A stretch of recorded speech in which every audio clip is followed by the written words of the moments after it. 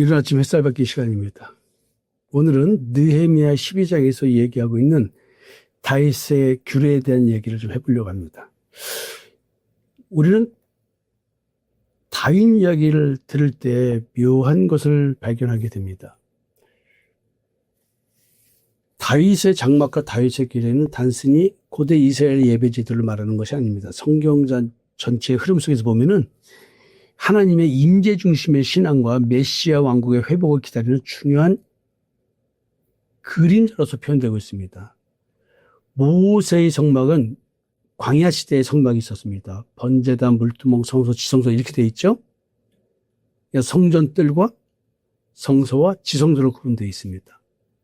성소에는 촛대가 있고 분향단이 있고 떡병이 있습니다.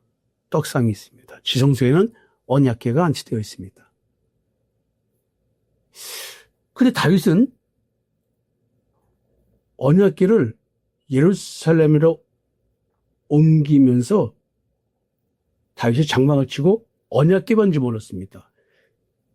모세의 성막은 기브온에 있습니다. 거기서 다 그렇게 원래대로 제사를 지냅니다. 근데 다윗은 별도로 제사를 지냅니다.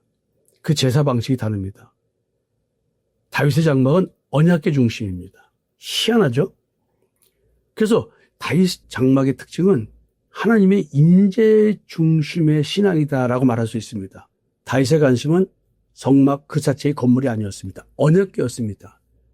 지성소 언약궤에 하나님의 임재가 있지 않습니까?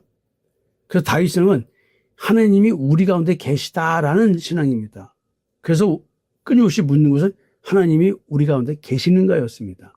그래서 시편 20편 4절 내가 여호와의 집에 살면서 여호와의 아름다움을 바라본다는 이야기 여러분들에게 어제 그 27편 간단하게 읽어드렸죠. 다윗이 바라는 것 뭘까요?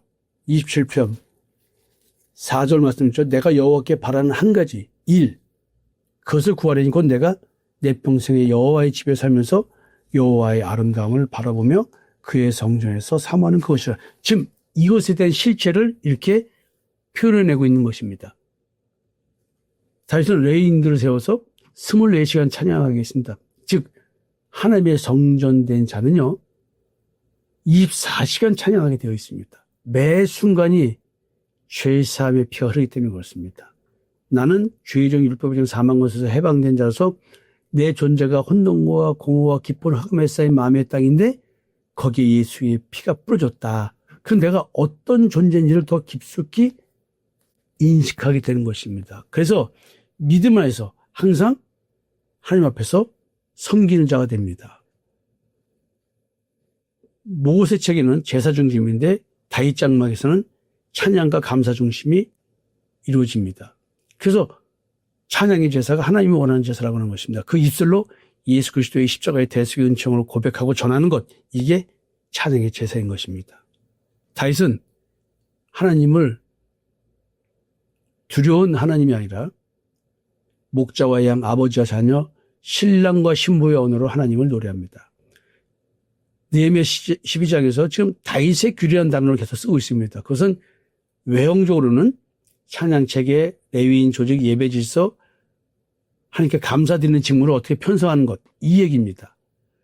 그래서 다윗의 규례에는 하나님의 임재 중심의 예배 질서를 얘기합니다. 그럼 왜 느헤미야가 다윗의 규례를 회복하는가? 포로 귀환 이후 가장 큰 문제는 성전 건물이 아니라 사실은 하나님을 잃어버린 것에 대한 문제였습니다. 우상 숭배가 문제였습니다. 느헤미야는 단순히 성벽을 세운 걸로 끝내지 않았습니다. 다윗 시대의 예배 질서를 회복하려고 합니다. 왜냐하면 공동체를 살리는 것은 돌덩이 성벽이 아니라 하나님의 임재이기 때문에 그렇습니다. 그래서 아모스 9장 12절 그러나 내가 다윗의 무너진 장막을 일으키고 이란 말을 합니다. 하나님께서 무너진 다윗 장막, 지성소 중심의 신앙, 지성소 예배, 이게 참 이걸 회복한다는 얘기거든요. 우리 교회가 이걸 하는 겁니다. 하나님은 화려했던 솔로몬 성전을 다시 짓겠다고 하지 않습니다. 다윗 장막이라고 합니다.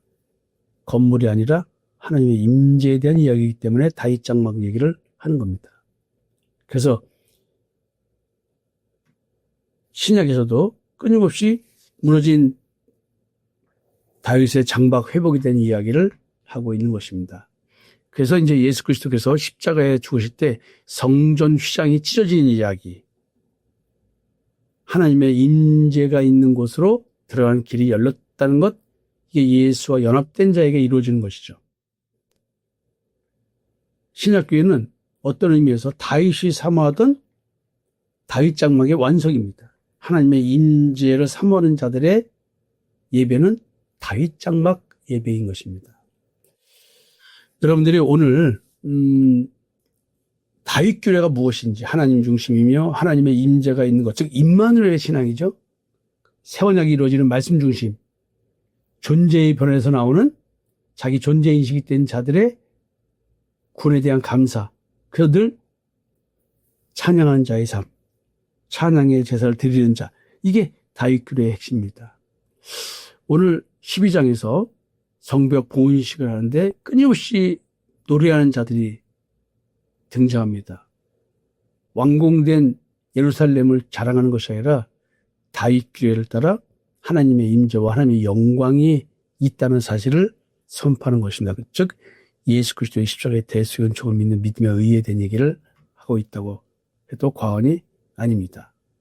다윗의 장막은 언약궤 곧 하나님의 임재를 중심으로 세워진 예배 공동체를 의미합니다. 다윗 규례는 그 하나님의 임재를 중심으로 한 찬양과 감사와 하나님 섬긴, 즉 회복된 선한 양심으로 하나님을 섬기는 것에 대한 얘기를 하는 것입니다.